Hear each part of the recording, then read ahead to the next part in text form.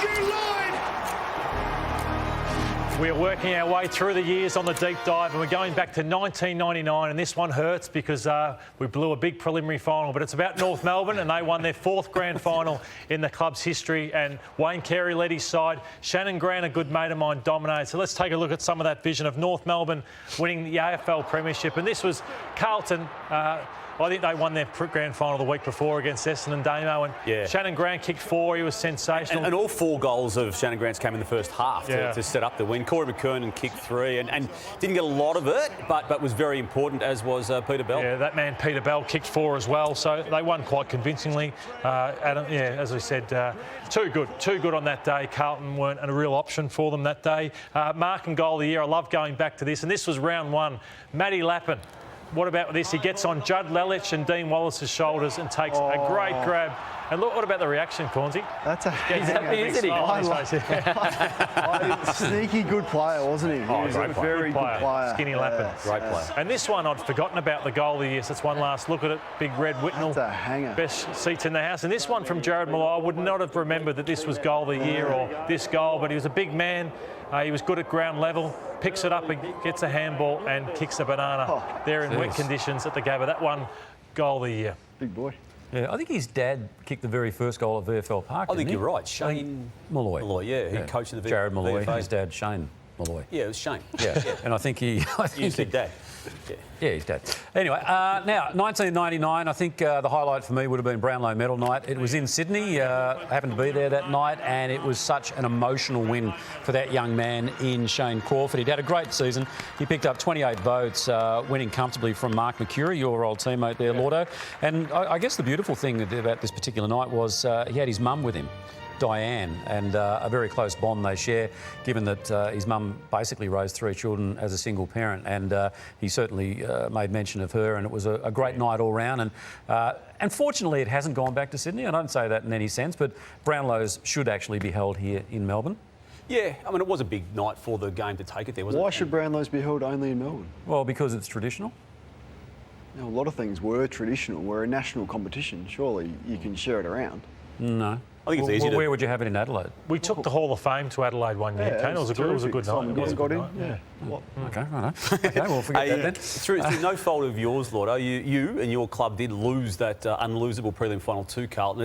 It's one of football's most famous games, and you did your bit by kicking 5. There's one of them. You can see what that goal did to the score, but Koutafides played one of the all-time great quarters of football, and McCurry had his chance, and I know that these visions and these memories stay with you. This is where it still could have been won at this very late stage, and then Fraser Brown came in to tackle big Dean Wallace, and Justin Murphy took it away and ended up with the ball when it came back to him after that particular kick. But as you said before, it was probably their grand final. That particular and I think that was the night that Jeff Kennett lost the election. Yeah.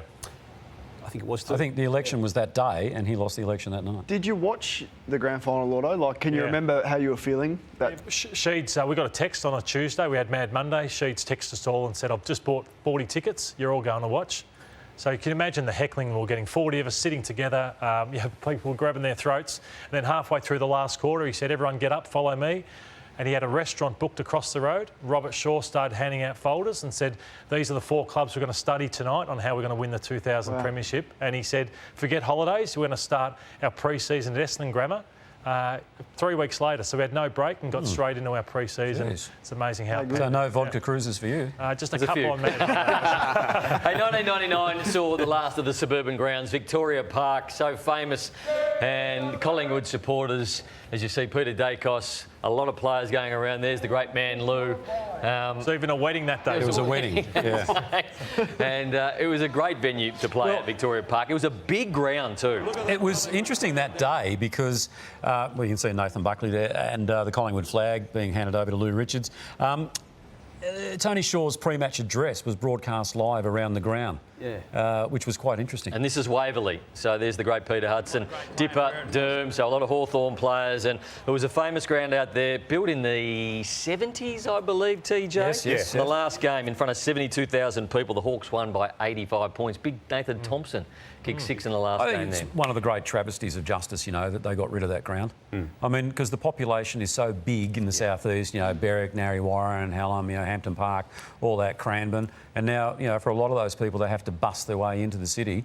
And it was an absolute disgrace how they got rid of that ground. It's a good ground to play on as well. Nice, big, wide, open For spaces. players who could run. Exactly Robert right. Harvey, 97, 98, won his Brownlows because no one could keep up with him. Loved it. There was a fire at the MCG in 1999. You can see it there. This game was between Richmond and Carlton. Round 22, Pomfret Stand was evacuated and $4 million in damage. And this is also the mark from Peter Carey, the umpire. I don't know if we've ever seen that ever again. He didn't know what to do. He called it back. He did get dropped from memory, did he, Damo? I think there was a I'm not saying he sanction. did, I just can't recall it, but it was a weird moment. Yeah, it was a very weird moment. Now, I don't like making things about me. Oh, don't you? I just hate Don't you? doing it. I'm actually a bit anxious about this. But, yeah, I did have a big breakout game. And here it is, round 3. We play in the Sydney Swans. And, yeah, 13 goals for Damo. So it was a nice day. Surioli. Who played on you I this think day? Luffy. Luffy was in Fluffy. Come on, Luffy. Yeah, Luffy. Andrew Brad Dunkley. Seymour. Is that when they brought the 50-metre lines into about 35 metres? No. No? The full Was that 50 right? there, TJ. Because the interesting thing, now correct me if I'm wrong, a week after that you switched camps from Reebok to Nike. That's right. Yeah, and that was the week after. Yeah. And you'd signed so and you weren't happy about it when you got spoken to about it. And good news for Nike is you've just changed from Reebok to Nike. You want to give them a bit of a rap? Yeah, maybe signed a week too early, but... Some people do call me a commercial animal. I was way back then as well. There's a helium in your voice too. And dippers, I think. All right.